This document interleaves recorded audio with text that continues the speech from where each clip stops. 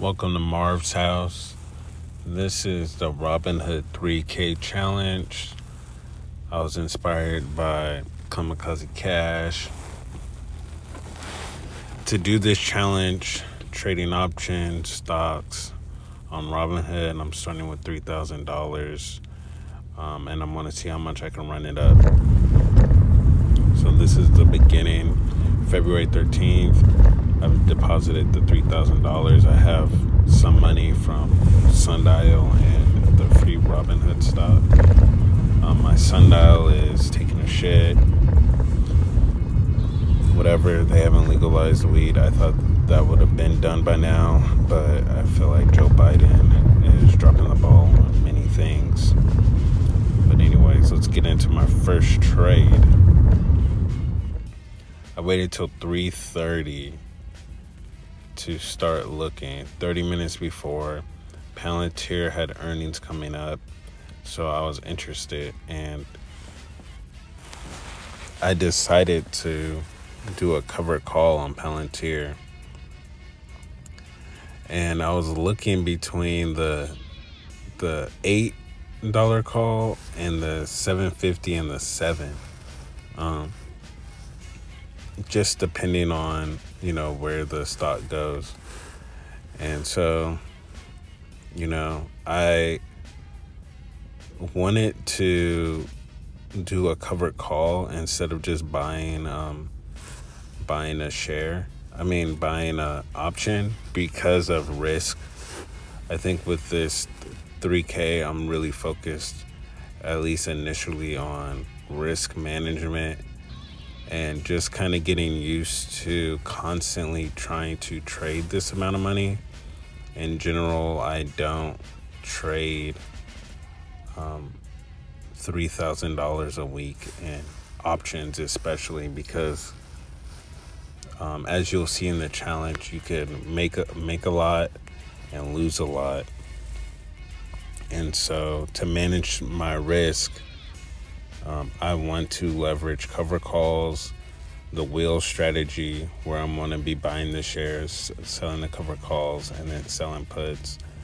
I think that will be the safest way. And then with that extra money, I will buy individual options. So here I'm just looking at what Palantir did after other earnings. This is on Webull. Robinhood doesn't have as good of information to me, so I look on Webull. So now I'm going in and I'm selling the $7 because it seems like they always kind of dip after earnings. So I'm selling the $7 thinking, hey, if it dips, I could just sell it. It doesn't even have to hit $7. And so I got that call. With that premium, with part of that premium, I decided to get a little bit of Coca-Cola. And at first I messed up. I put in Coke, but it's KO. So I thought that they would beat earnings because, prices are raising and people are still buying soda. And so, so then I bought this far out the money thing that if Coke were to jump, if they had some big announcement, then I would hit. I was about to cancel my order because I don't like waiting around to get a fill, but I got a fill. So anyways, so then now market's closed. This is me driving around DC. Market's closed. Palantir pops. First profitable quarter. AI helped a lot with their earnings, and AI is going to be a big part of Palantir moving forward, and they've discussed like ethical issues with that and things like that. But long story short, they had really good earnings, and this made me feel super dumb. Like, I couldn't believe it. And I wish at this point when the news came out, I wish I just kept my shares instead of doing the cover call, because as you'll see, it's going to become a hassle because of the price going up. And then Coca-Cola did good, but they just didn't do good enough to really make the shares move the way I needed it to move. I think my mistake on this play was not necessarily the company, but the stock isn't a jumper. If I did these reverse, it would have been better. If I were able to do a cover call on Coca-Cola and then a individual option on Palantir, I would have killed it. But I didn't, and as you could see, Coke did good, and their stock is not a mover, so they end up not moving enough for my option. And the other part about my option is I bought that option a week out, so I bought it with more time. And so when you're playing options, time is important. Your value is really determined by how much time you have left on your contract. So I bought it far out the money and a week out, so if something were to happen, Coke ran, it could run for the week, and then that next week it could still keep going if it was like doing something crazy, or if it's down for this week, it could have time to recover. And I think this first episode, I'm like keep saying like portfolio management, because I'm not trying to blow my account up in the first week or two. So this is the morning after the next open, Valentine's Day. Palantir 11% up, super high volume, trading at a higher volume than Tesla. And this is just how I felt. Like, I don't know, you win some, you lose some, I guess. I felt like I was a goofy. But that happens sometimes. And I'm glad I did a covered call instead of a put. Would have been wiped out.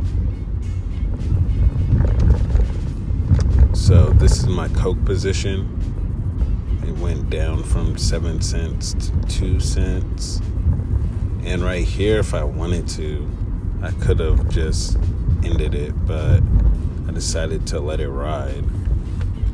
And let's see if it could turn into some money. And then this is the Palantir. It peaked at 183. So I lost, because it's not a real loss, even though it'll say negative amount. It would say negative 54. It's not really negative 54 because I'm only losing my shares. So I would still profit because of the premium and the cost that I bought it, but I'm not profiting as much as I would have if I just left it alone. So this is where you can see like how my shares went up 10%, and then I'm down 70%. So overall I'm still up. So if I were to close out my position, I would still be up. See, and then it kept running to 20%.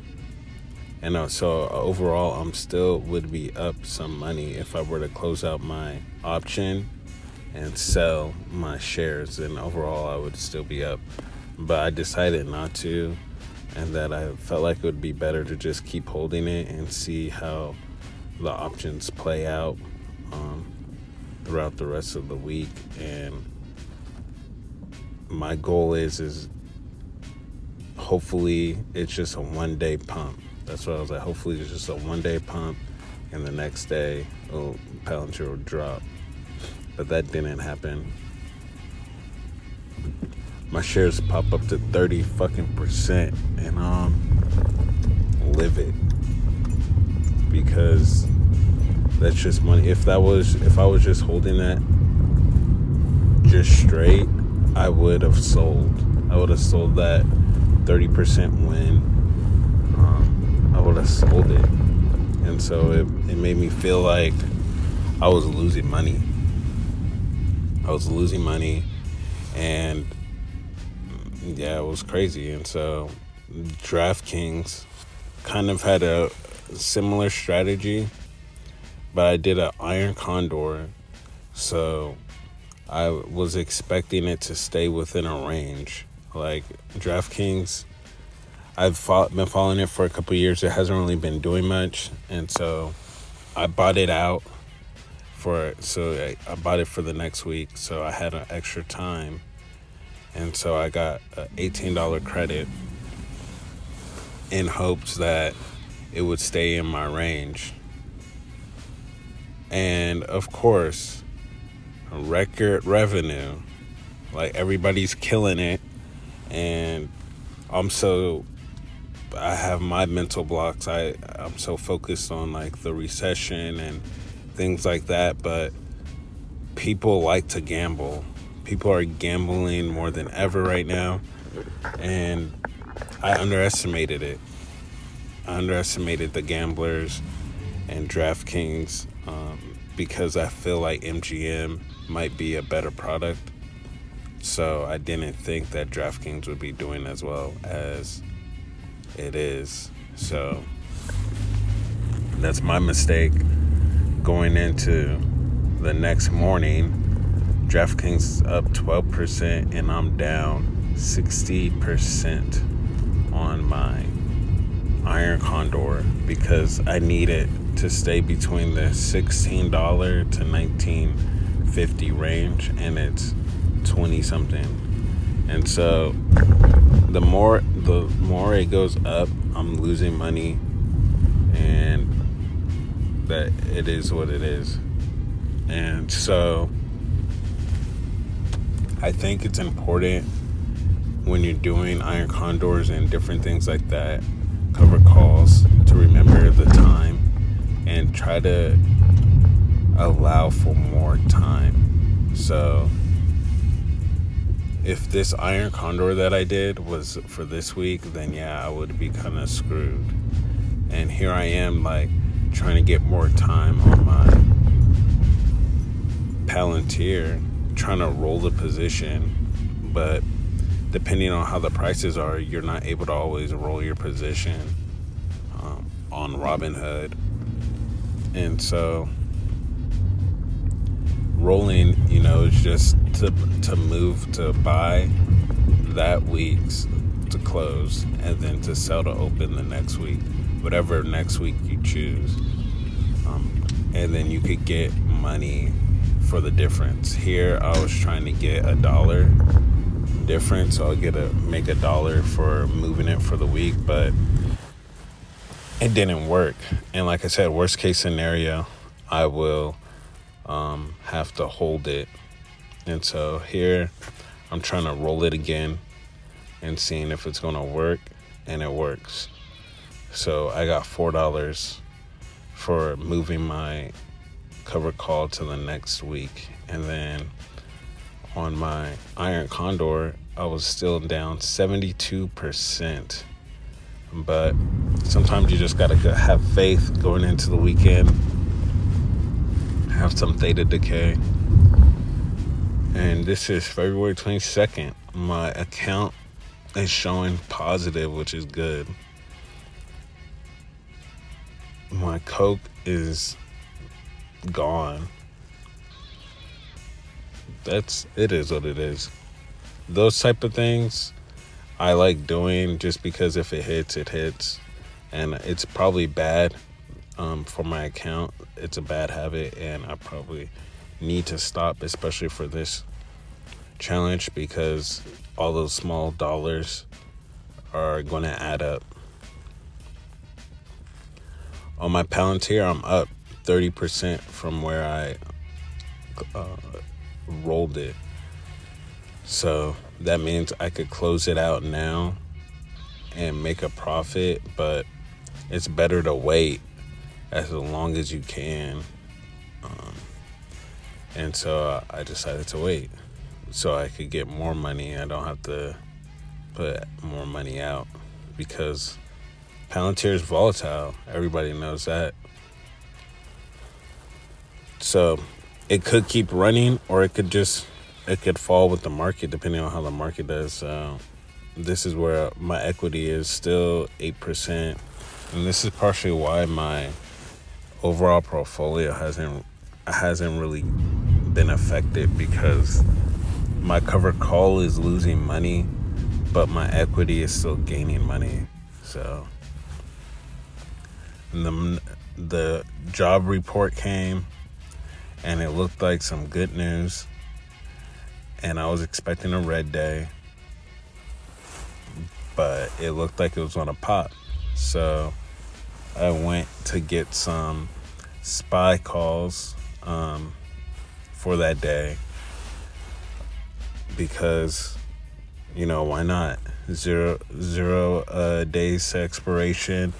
Sometimes those positions can 10x, 3x, so it's always fun. These are those positions that are similar to a lottery on an earnings play that I have to stop doing. This is a bad habit, and hopefully this doesn't end up blowing my account up by death of 1,000 cuts.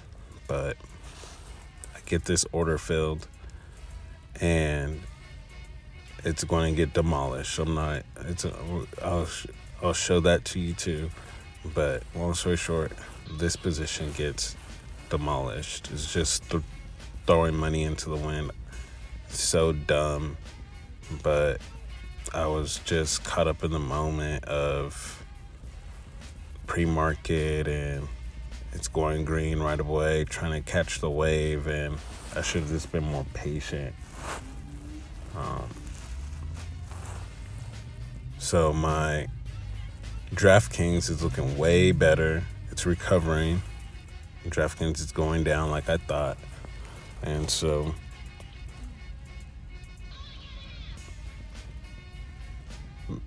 back to my SPY.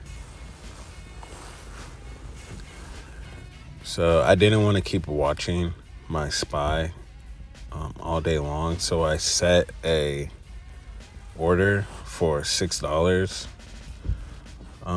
which I would be happy with. Buy it for $5, sell it for $6. It's not huge, but it didn't seem like the market was going to really be moving that much. It seemed like it was starting to go sideways, so I figured it wouldn't move a whole bunch. If it were to get back to that $5 range, it wasn't going to go that much more. So instead of breaking even, I just tried to pull out some profit with the 6. And my DraftKings is doing good. The problem with Iron Condors, which I'll show you, and now my SPY is at a penny. The problem with Iron Condors, which is a part of the risk, is closing your position is not always the easiest thing to do. And so with this position, it said it was worth $5, but then when I go to try to close it, it just doesn't work. And I've had this happen to me before, and I've had it happen to the point where it was like a debit spread or something. But I've had it happen to where I couldn't close it, and so I ended up losing money because it wouldn't let me close it. And that's also a risk that you have placing these types of orders. Like, although they're relatively cheap and good return because I had to hold up $50 to get $18. Like, that's not a bad return at all. But the risk is that when you become profitable, you're not able to close out and then you lose all your money. So it's something to keep in mind when doing iron condors. And I was nervous that this was going to happen to this DraftKings position because DraftKings dropped down, became profitable for me, but I wasn't able to close it when I wanted to. Even I tried, as you see right here, increasing the price to help the help the sale go through. See if it was like it's not exactly 5, it might be 5.55 or whatever. None of that was helping. So yeah, I was just kind of upset and hoping that it was going to work out. And then here I'm going TQQQ so I could do a cover call, but I decided not to. I decided to just sell a put, which is a bullish position, just that the market will recover by the next day or the day of expiration. And so selling the put means I'm gonna have that money put up as collateral for the 21.5. I would have all that money put up as collateral and I would get the premium. And I did this because I had the cash just sitting there and I didn't want my cash not doing anything. And I felt as if TQQQ moves enough during the week that I could cover call it at like any other position. If it dips down and I have to get executed on, I wouldn't mind getting executed on for 21.5 because the way TQQQ moves, I could get out of that position the next week. If it's green a couple days, TQQQ could move from 21.50 to 26 in a week, just depending on how the market moves. It's a leveraged it's a leveraged QQQ position, index. So if it's a good strong green day, TQQQ could move 6%, where QQQ might only move like 2 or 3%. So that's why I like it. And so here I got the fill for $18, so that money's tied up. And I got $18 to put towards something else if I need it.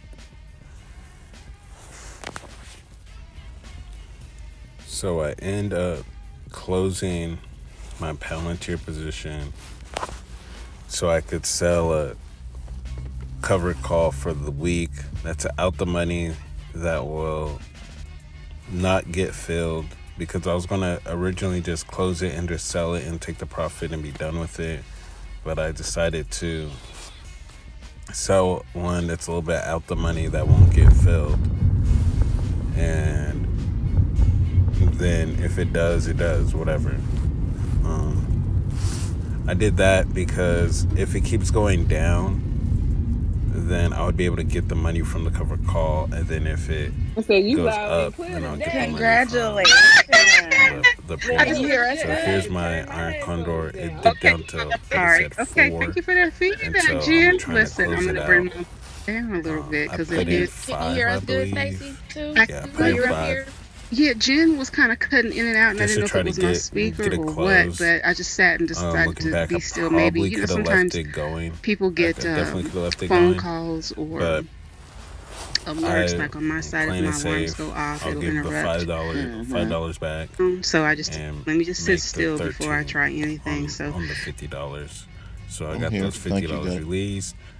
And then I start looking at QQQ possible plays, seeing any good options. And this is, like I said, the 0 day expirations. I need to stop. And this is the last week I'm doing it. Not this week 2, but week 3. Telling you now, I did it, but I'm going to stop after week 3. Just because I'd rather just take that money and put it into more of a sure thing, even though they're kind of fun. So this is my Palantir. It's not looking good. This is my QQQ too. See, it dropped. Like, it's a waste when it fails, but when it hits, it could print. So either way, I mean, I enjoy them, but I do lose a lot of money on them. So this is the Palantir. The Palantir is doing good. My TQQQ put, for a minute, I thought I was going to end up getting assigned, but luckily I didn't. I closed my Palantir out for a small profit, and I didn't get back into a position for the next week just so I could see where we're at on Monday. And my TQQQ is good. The market ended up recovering, so I'm not going to end up getting assigned on my TQQQ.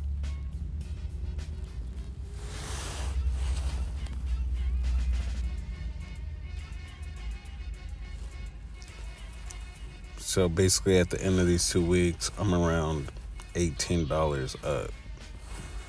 You could round it basically to 20. So Robinhood was giving away money for this stablecoin thing, and so I did it. It was like 5 questions. They gave you $1, and then I just sold it right away to get the $1. So thanks. If you made it this far, thanks. Moving forward, I'm going to be shorter. About halfway through making this video, I realized I made this video way too long, but I decided to finish it out anyways. But I'm going to start coming out with these weekly, and it'll be better. It'll be better.